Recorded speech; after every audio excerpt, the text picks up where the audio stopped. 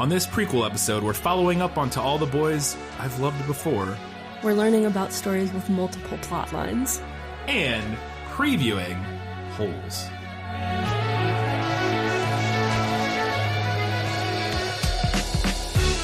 Hello and welcome back to This Film Is Lit, the podcast where we talk about movies that are based on books. In this prequel episode, we got a few things going on. Our next movie is Holes, which is very exciting. We also want to mention right here, first off the bat, we will be on, in a week or so, the podcast Philosophers in Space. We just got done recording with them. If you are a listener to the show and you listen to our Minority Report episode, Aaron Rabinowitz, I believe he goes by now. He had it shortened for a while for whatever. But he's a philosophy professor or teacher, and we went on their podcast to discuss The Golden Man, which is a Philip K. Dick short story. And we talked about replacement theory and Ubermensch, and we're going to go back on eventually and make fun of the movie Next, which is the Nick Cage adaptation of that short story. So that's a very loose adaptation. A very loose apparently. adaptation, it sounds like. But so yeah, and that's so that'll be coming out, I believe, next week. I think I'm not positive, but I think the week of like September 27th. I think their episodes come out on Wednesday, so look out for that.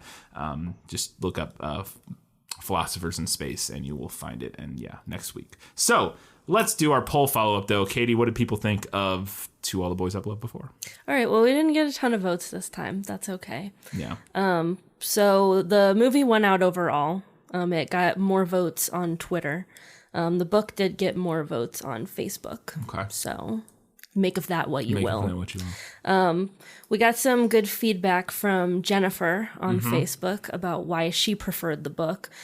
Basically, she said she liked the characters better in the book, and she did not like how the movie had Lara Jean faint when she saw that Josh had the letter, which is something that we didn't talk about. But not specifically, yeah. But I don't disagree with that, with her reading on that. I think it is kind of a silly moment. Yeah. Overall. For sure. And she had some more comments, but we're not going to go through all of them because a lot of them, I realized quickly, were spoilers for future. Yeah, some of them are spoilery. Or kind of spoilery for potential future movies, which we may eventually do. So we're not going to go through that. Yeah. But we really appreciate your comment. It was very in depth and very informative. That's the word I was looking for. Let's move on to learning things and learn about stories told from multiple What was it? So I want to talk about like multiple intertwining plot lines, because that's something that Holes does. Yes, it does. Very well. Yes. No matter what anybody tells you, words and ideas can change the world. So at some point in school, if you went through the American school system, you probably learned about some elements of literature. You probably at some point learned about plot. Maybe this was in elementary school, so we'll do like a quick refresher. So there are specific parts of plot that can be recognized in the majority of stories. You have like the exposition, where we're explaining what's happening, rising action, climax, falling action, and then the denouement, right? Our kind of wrap up at the end of the story. And now most stories, some simpler stories, stuff that you might have been reading in school at that time, we could break that down pretty easily. But as you encounter like more complex works of literature and more complex stories, you've probably found narratives that have more than one plot line happening at the same time. And Holes is one of these such stories. If I'm remembering correctly, because I haven't made it very far into the book yet, I'll be honest. I haven't even started it yet. And it's not a particularly long read. No, I think I'm going to be able to get through it quickly. I think we'll be able to put it away. Yeah. But there are kind of three main plot lines in Holes. There's like the central plot line with Stanley, Shia LaBeouf's character in the movie, where he goes to the camp.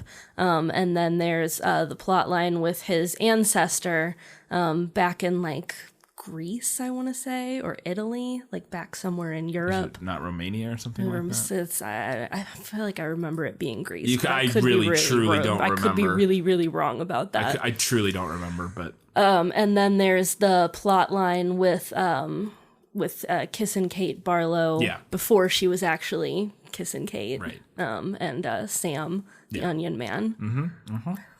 Sniffle. What? Their story is sad. Oh, yeah, it is sad. I don't remember a ton. I mean, I remember I read this book at least twice probably, and I've seen the movie, but I don't remember a ton of the smaller details about everything. Yeah. So Holes is one story that does this, that makes use of this kind of, what do I even want to call it? Structuring of a plot. So there's a couple reasons that an author might choose to use multiple plot lines to tell their story.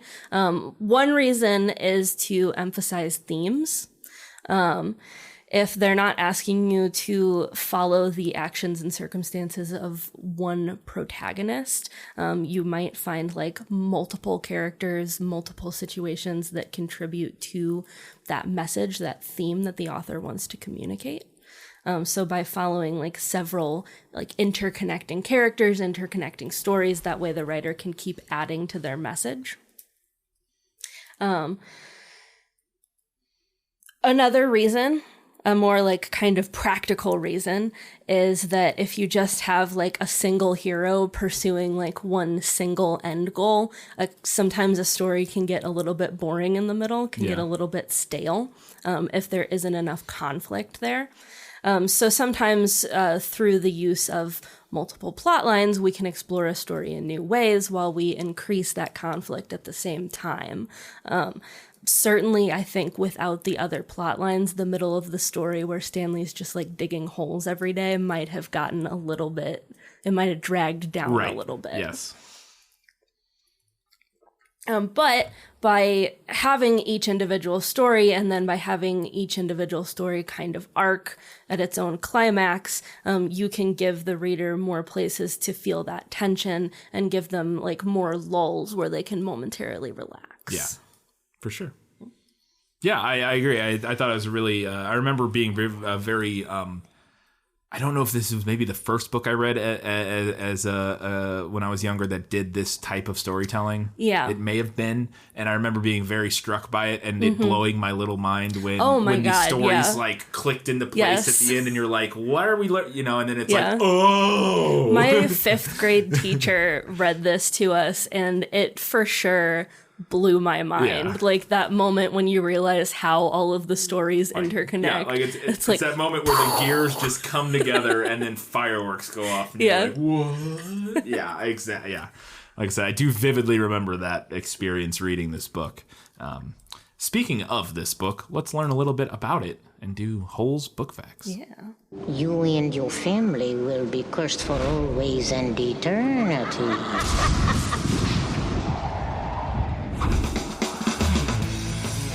Walt Disney Pictures brings the award-winning book to life.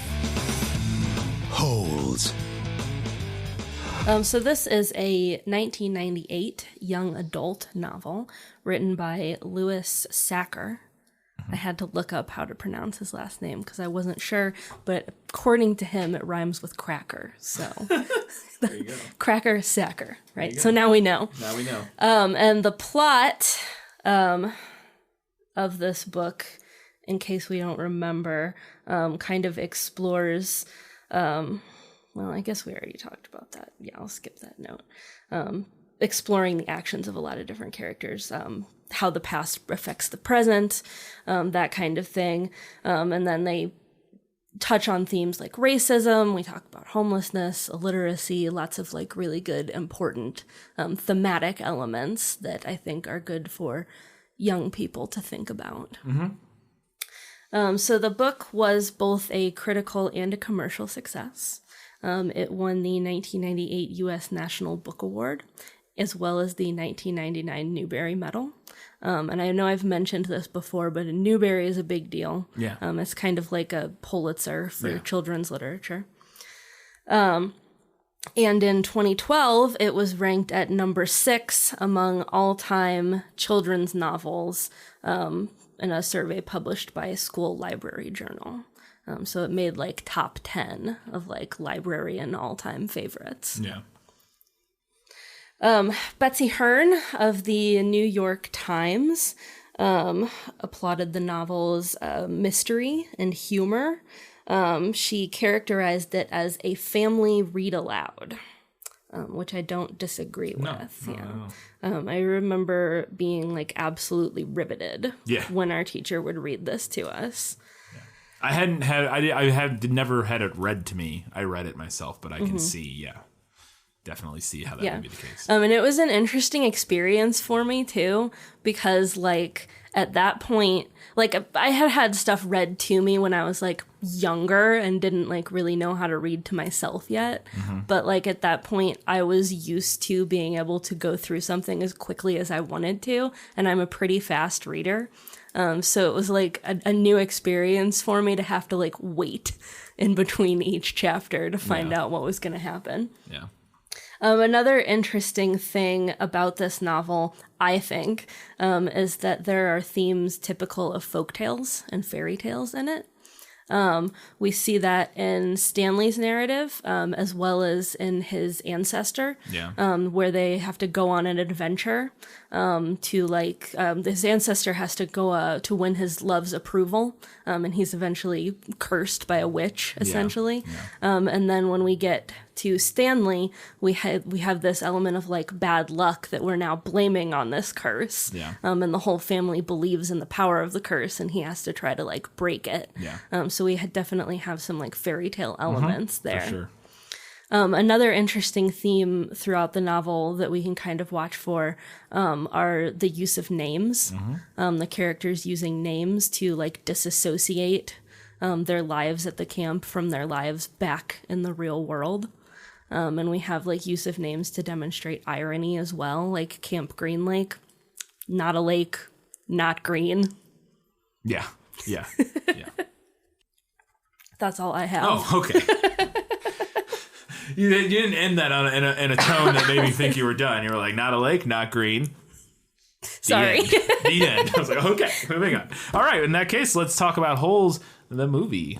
My name is Stanley Yelnats. All my life, I seem to be in the wrong place at the wrong time. My grandpa says it's because of this 150-year-old curse. There's no curse on this family. There is on the men in this family. It's all because of your no-good, dirty, rotten, pig-stealing great-great-grandfather. Welcome to Camp Green Lake. Where's the lake? This is Stanley. Everyone in my family names their son Stanley because it's Yelnats backwards. Well, that's interesting. Holes is a 2003 film directed by Andrew Davis, and his filmography is, I don't know why he directed this movie. His filmography is basically all action movies. Most distinctly, he directed Under Siege, which is the ponytail guy. Now I'm blanking on his name. We did a movie on Good, Bad, or Bad, Bad. Oh boy, whatever. The ponytail martial arts guy, Under Siege, and all kinds of stuff. Anyways, The Fugitive. Oh. And A Perfect Murder, which is like a drama thriller with like Michael Douglas or something like it. I don't know. Every one of his movies was either an action movie or like a drama thriller type thing. And I was like, why was he the one chosen to direct this? But okay. The screenplay was written by Louis Sacker himself. Nobody else adapted it. He adapted his own screen. But I do have a note about an attempted screenplay, but we'll get there. The movie stars Shia LaBeouf, Sigourney Weaver, Jon Voight, Patricia Arquette, Cleo Thomas, and many others. So when casting Stanley Yelnats, Andrew Davis, the director, asked for a kid who was like, quote, a young Tom Hanks. Now, I'm not sure if that's accurately describes Shia LaBeouf. He's a talented actor, but I don't know about a young Tom Hanks. Anyways, I can see it, especially because, the younger Tom Hanks was a little more kind of like eccentric-y a little bit. Yeah, and like younger Shia LaBeouf is kind of like a goofy every kid. Yeah. And so that's fair. I guess I do see that in the sense that, I'm thinking more now in retrospect of Tom Hanks in his younger roles and like Big and stuff where, I can see what they're going for. So the following information, the last few things I have are sourced from the IMDb trivia section. So the reliability is what it is. Yeah. But Sigourney Weaver apparently wanted to star in the film because Holes is or was her daughter's favorite book. It was at the time. Who knows? Yeah. That's nice. So there was a screenplay that was initially written by a different writer. Richard Kelly was his name, who wrote Donnie Darko. And that screenplay greatly departed from the source material by writing a dark, violent adaptation of the story set in a post-apocalyptic world. What? I can kind of see, I think, what I'm imagining like a Mad Max out in the desert. He gets some kid gets sent to a prison camp in like this post-apocalyptic setting, and I can see them I can see vaguely what he might have been going for. I don't think it makes any sense to do. I don't know that would have worked. I don't think it's necessary, if nothing else. Yeah. But I think there would have been a lot of disappointed kids in the theater. I think it's just adding a lot of extra nonsense not needed because the story already has a fair amount going on. Yeah, there's already quite a bit going on in this. You don't need a crazy setting. So apparently Frankie Muniz was originally cast as Stanley Yelnats, which I thought was interesting. Malcolm in the Middle himself. I guess he was like a bankable face at the time in 2003. So it's kind of coincidental that Shia LaBeouf's character, Stanley Yelnats, is accused of stealing tennis shoes in the movie because in real life, the first time, and I assume not the only time, but the first time Shia LaBeouf was arrested, it was for stealing Nike sneakers from a store in Pacoima, California. He became the character. He's a method actor. Maybe he was method acting, but I think this was probably after he was. I don't know, but yeah. And finally, and I think I had heard this before, but it's still interesting. The onions that Stanley and Zero eat at the end of the movie are actually apples that they covered in like an onion type of. Like they disguised them as onions. They painted them to look like onions or whatever. That makes sense. But it's like an edible paint. I feel like it's a lot to ask a couple kids to just chow down on some onions. I feel like Shia LaBeouf now would definitely be like, he'd be like, no, I'm eating an onion. Yeah, absolutely. But yeah, then maybe less so. Yeah. He hadn't quite gone the full method style, I don't think then. Didn't he like rip out one of his teeth for a movie he was in, I think? I think I heard. Know. I think it was he's in Fury, which I've never seen, but I've heard is really good. It's like a tank war movie, and I think I heard that he had one of his teeth removed to play that character because he has a missing. Yeah. Anyways, I mean, I guess when you're a celebrity, you can just get a fake tooth, like new no tooth, problem. Whatever. So, but anyways, that was all the fun facts. I couldn't find a ton of production stuff. I'm sure I could have if I had a little more time spent and found like a documentary or something, but I didn't get a chance to. Yeah, because we're pretty busy with. We've been on other podcasts and a lot going on. We had a lot going on this past weekend, too. Yeah. This whole next few months are very busy for us. It's going to be... So these prequels might not be quite as in-depth as sometimes they are. But we're still going to put them out. Yeah. This may come out late. You may be listening to this late. I was going to tell you this. I'm having an issue with the website. My card got declined because it expired. My card that was on file got expired. So... I had to I didn't realize, and so they turned off our site. Now it said you have like 2 days to put the card in, and then we'll put everything back up. Like it's not gone or anything. And I think our feed still works. Like I think you can still download the episodes. I think, but I can't put them up currently. But I put in my new information, and they said, "Well, you'll hear back from us shortly when we run your card or whatever." So hopefully this will be back up in time for this episode to be out on Tuesday. If not, you're listening to this on like Wednesday or Thursday. Yeah. So either way, but.